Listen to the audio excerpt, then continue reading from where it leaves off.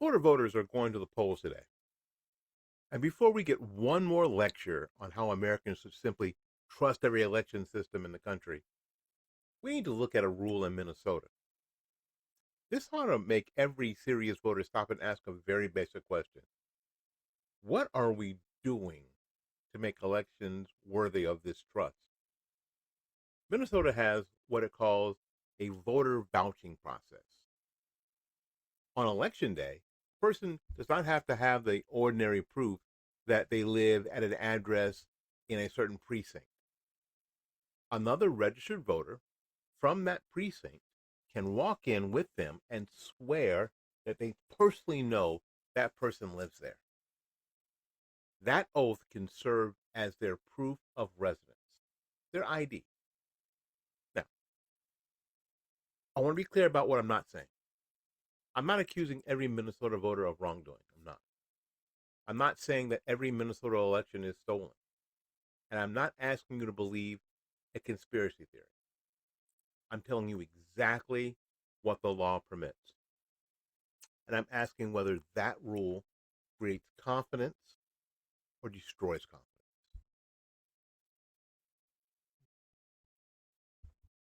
Under Minnesota rules, under their rule, one regular registered voter, say you, may vouch for up to 8 people on election day.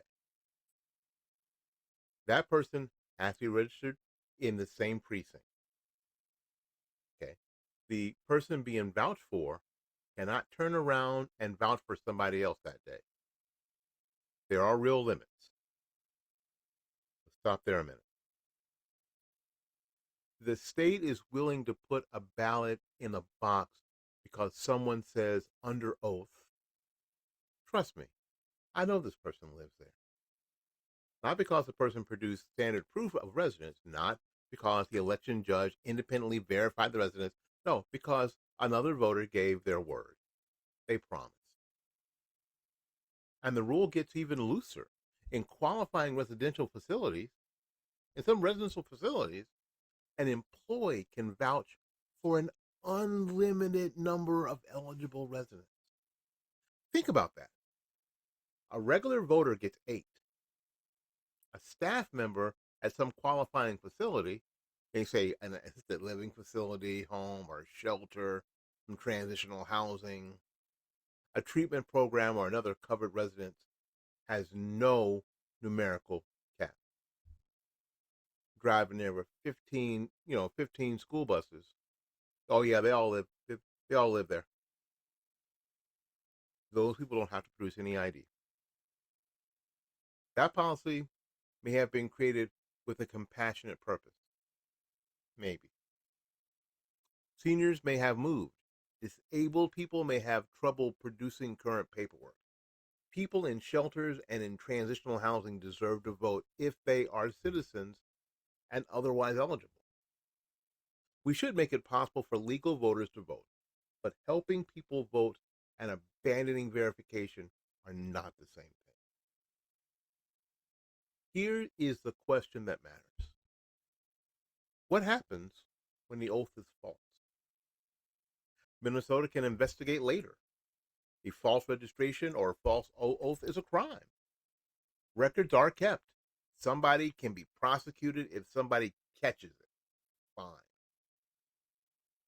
But by the time a later investigation begins, the ballot has already been cast. It's already been mixed with other ballots. You can't go back in a second secret ballot and find the one ballot and pull it out. That's not prevention. That's a promise of punishment after the fact. I'll put it like this. They may catch you, but they can't stop you. And that's why it matters today in Florida.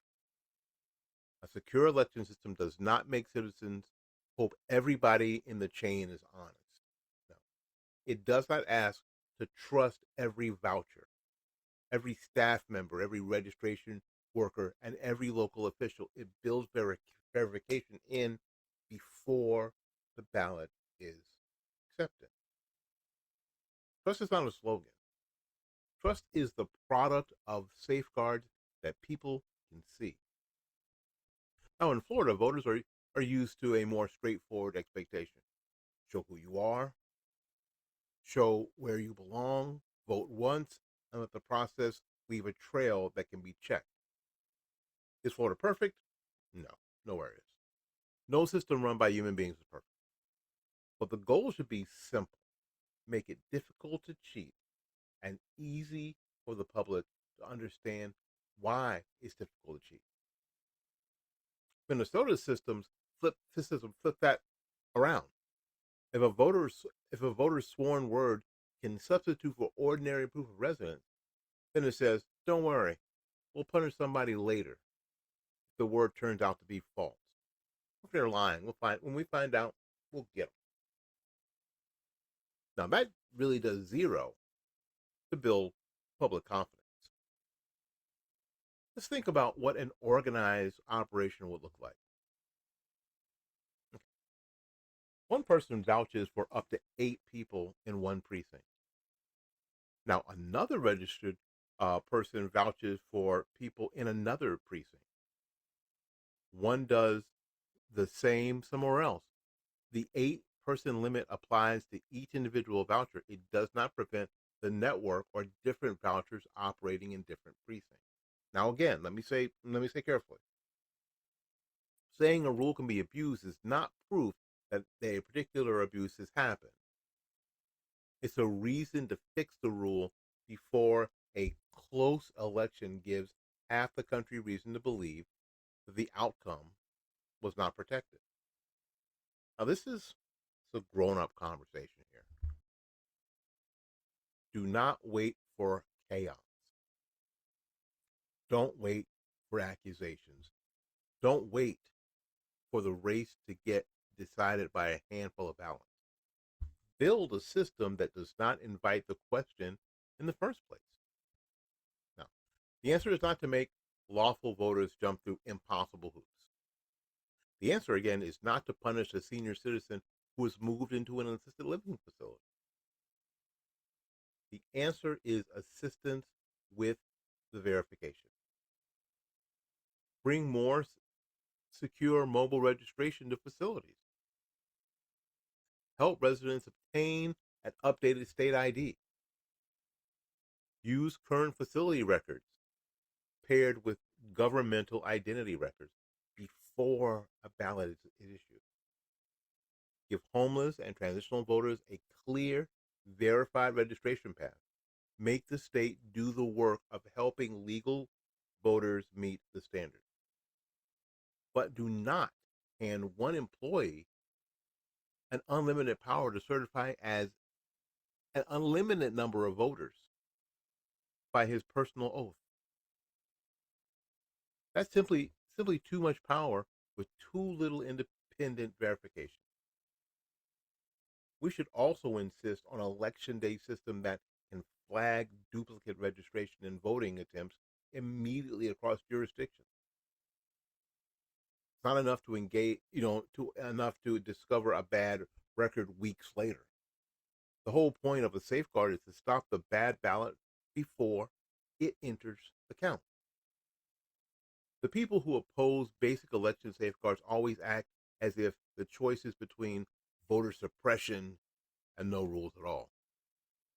That's foolishness. Americans manage to show identification for medicine, travel, banking, employment, school, government benefits, and 100 ordinary parts of life. Requiring real proof of identity, citizenship where federal law requires it, and residents before voting is not oppression. It is respect for every lawful voter who takes the time to do it right. Your ballot is not just a personal preference card. It's it is one share of a political power in the constitutional republic.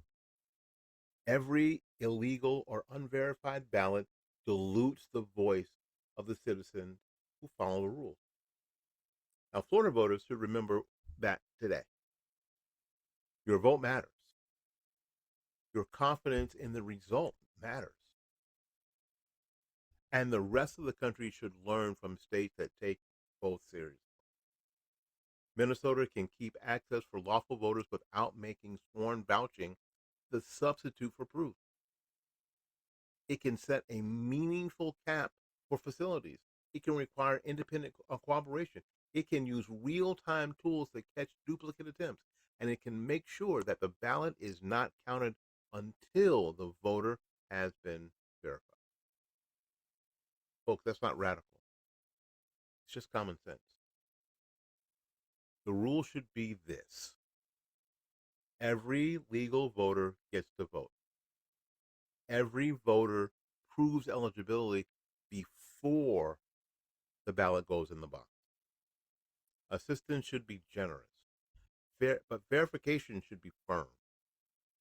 Because if the public cannot look at the rules and say that would be hard to cheat, then the people running the election have not earned the trust that they are demanding. Florida, vote today.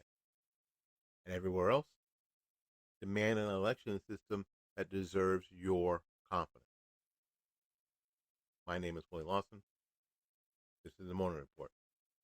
Till we see you again, go out there and learn something, love somebody. And for goodness sakes, go take care of yourself. We'll see you when we see you. Bye-bye now.